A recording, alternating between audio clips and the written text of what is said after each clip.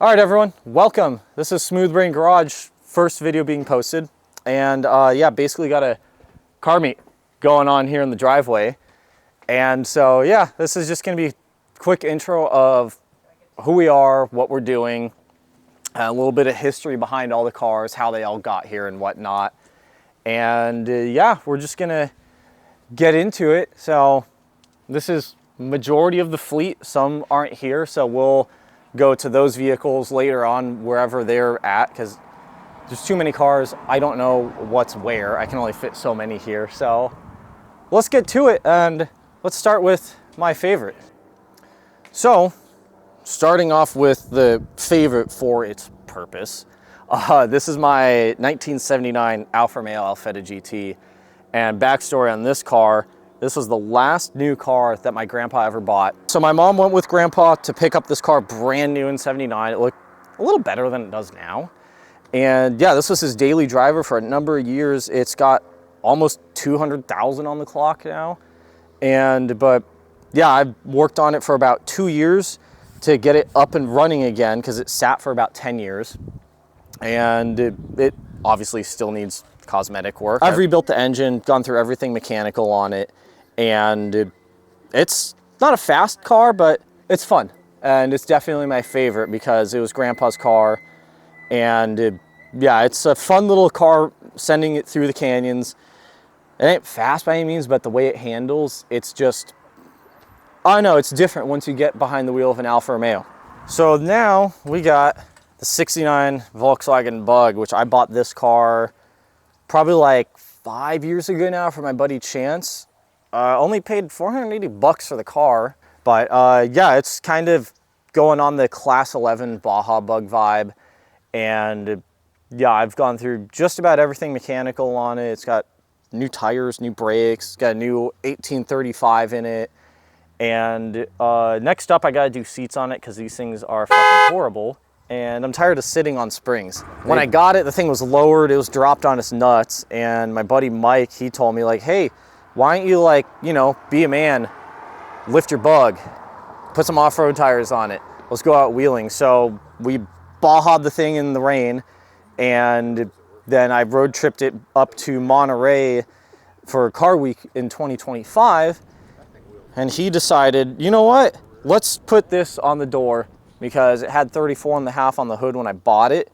And I want to do something different on here. And I told him this was his door. So yeah, that's the Baja Bug. Next up on the list is my dad's 66 CJ5. This is my dad, Carl. And so yeah, this Jeep, how long have you had this thing now? 3 years. Okay. 4 years, something like that. Something like that. Basically, won this playing poker with my crew. They were better drunks than poker player, and I was a better poker player than a drunk, and ended up with the Jeep in the deal. So this got the F-Head 134 Jeep Hurricane motor. It's brand new, and locking rear differential, and top speed of what, about 60 miles an hour maybe? Took it up on Miller Jeep Trail, what, last year? Yeah. I think it was. Yeah, bone stock little Jeep out on Miller, did completely fine. And then it was just at the Wounded Warriors 2025 with 395 Junkie up in Lone Pine. We towed it with the NAPCO up there. Ryan and I camped out for the weekend and drove it over to Reward Mine. So fun little Jeep. Good little four-wheeler. Yeah. And so this is my mom, Cindy. And this is her, what year is this at, 89? 89. 89 Grand Wagoneer. Jeep Grand Wagoneer. There's a little backstory on these Wagoneers. So I got started in the off-road four-wheel drive scene from day one. Wasn't this Wagoneer, but the day I was born, I came home from the hospital in one of these Jeeps. So And 89. I thought it was an 88. 89. Oh, wasn't it 89? Same year. Oh, Different okay. color. Different color, but same style of Jeep. But yeah, we found this on Craigslist. What was it, like 4 years ago? It'll be now? 4 years, March, I think, March or April. Oh, okay. Yeah, I found it on Craigslist. It was the original owner. And so yeah, I test drove it. It drove fine, and I told the guys like, yeah, we'll take it. Everything checked out. And yeah, it drove home fine. And yeah, I've done a lot of work to it lately, just resealing everything, doing the whole tune-up on it.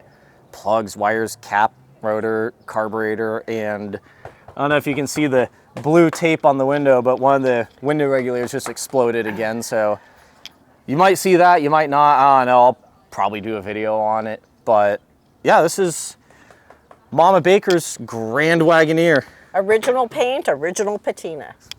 It's only original once. But yeah, eventually it'll get repainted. It's got some rust to get fixed on it, redo the wood grain. So it'll look all nice and pretty. So we had to play musical cars because we couldn't get good shots of everything up at the north end of the driveway. So the next ship box, which isn't really a ship box, it just looks like one, is my dad's was 50 or 51? 1950 Willys pickup. Yeah, so this was built by Kibitech Off-Road, and what's the backstory on this one? Yeah, when I first bought this, I was 15 years old, bought it for $75, and the only reason why my dad let me buy it for $75 is because it did not have a motor in it, and I did not know that at the time. So it sat for a summer, finally worked up enough money, saved up money, put a motor in it, and we used it for deer hunting for a couple years in Utah, my dad's property in Strawberry Valley. And then it went from there to my dad's ranch in Paso Robles and sat for a long time. And Dad sold the ranch and moved to Utah and was going to give it to the neighbor. And I says, no, I got to have, it's my truck. You can't give it away. So then I took it and it went to Kibitech, and Kibitech did the full-on 4-link front and rear, fuel cell in the back, got a 450 horsepower Maruzi race motor in it. Yeah, I think it's 450 at the 450 crank. at the crank, but 320 at the rear wheels.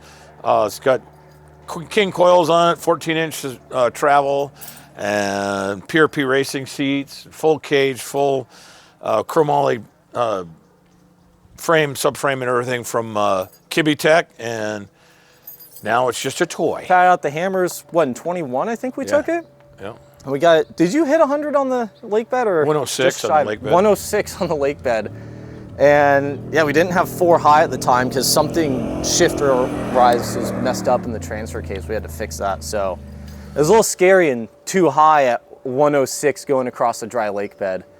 But yeah, that's the 51 Willys built by Kibitech, and you'll be able to see more of this on the video when we primarily focus on the Willys, because I know everyone wants to see what's under the hood, cage work, interior, and all that good, happy, go fast shit.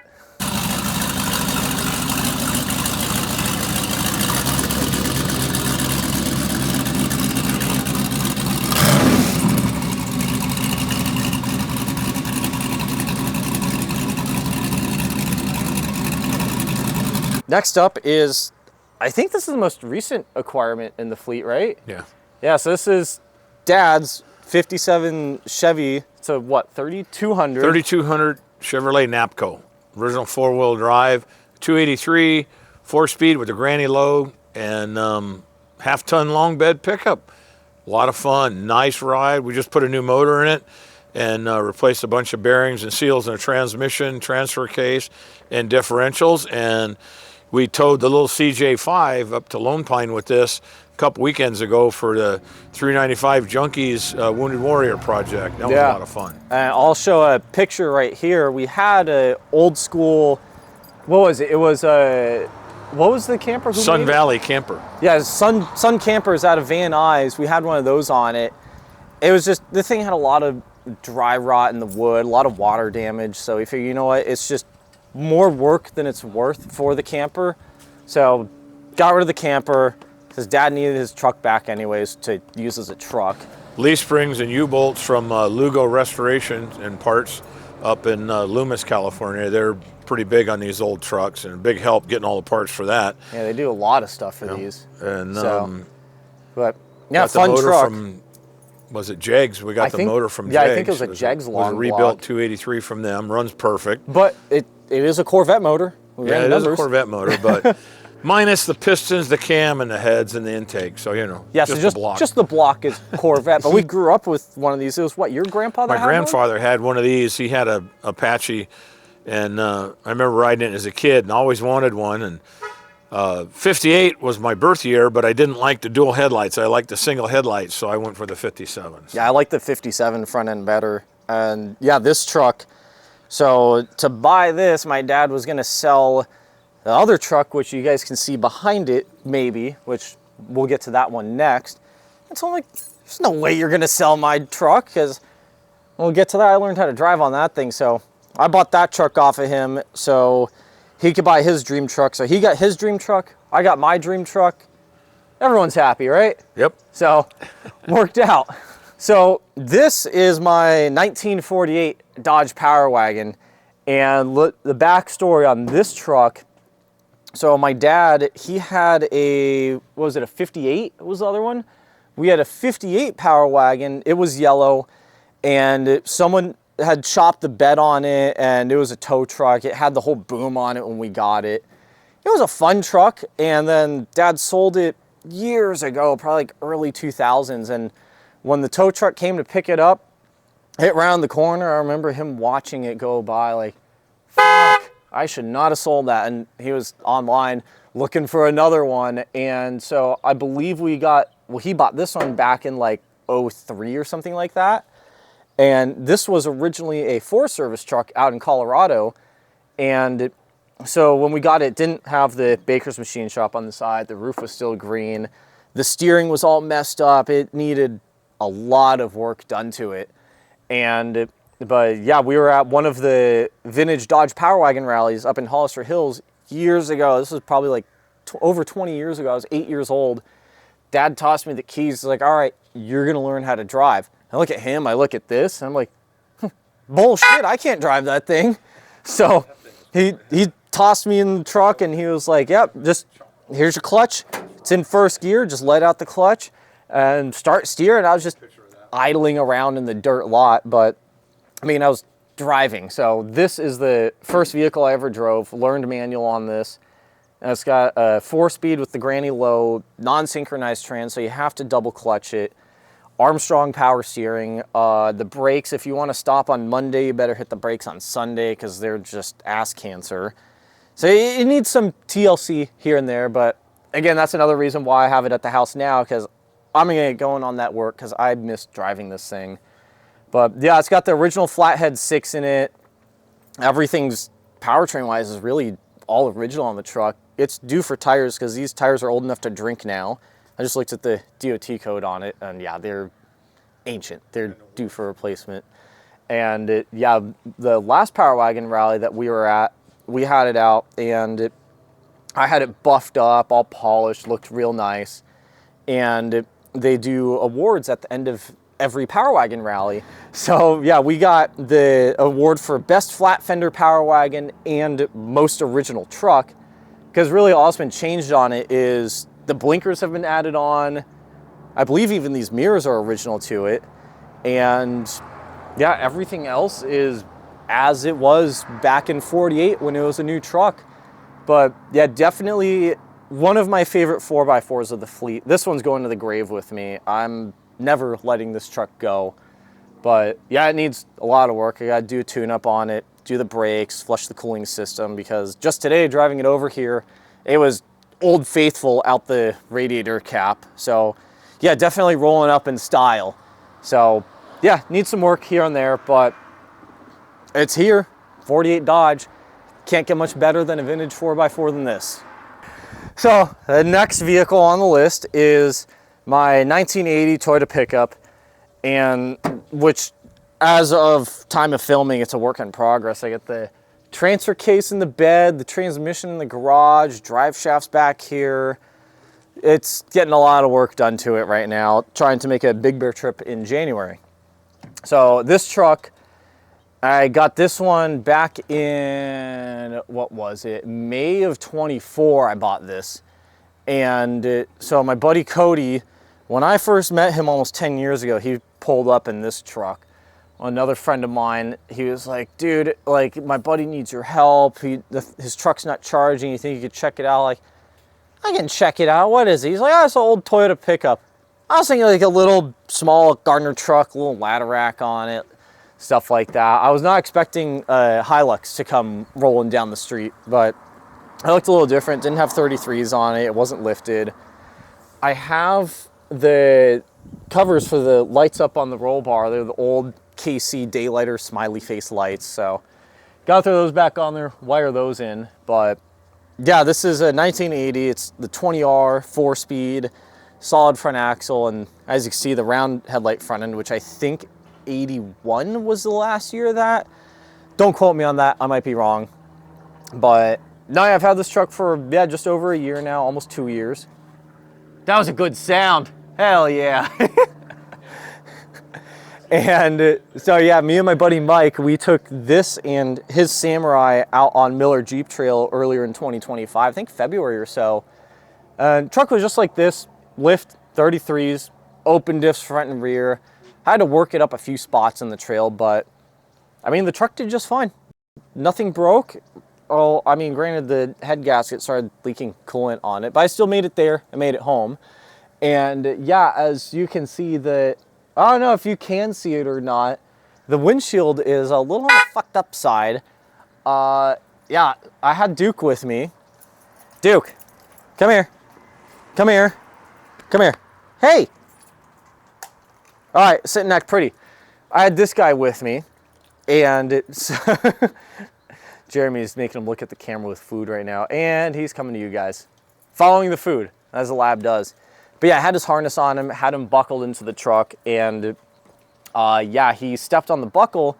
He unbuckled himself at one point, and I was kind of looking around, enjoying the view and whatnot. Front right tire dipped into a ravine. The truck did one of these, and Duke flew forward because he had unbuckled himself, smashed his head into the windshield, shattered it, and he's totally fine, as you saw. I mean, he's a little stupid, but he was stupid beforehand too.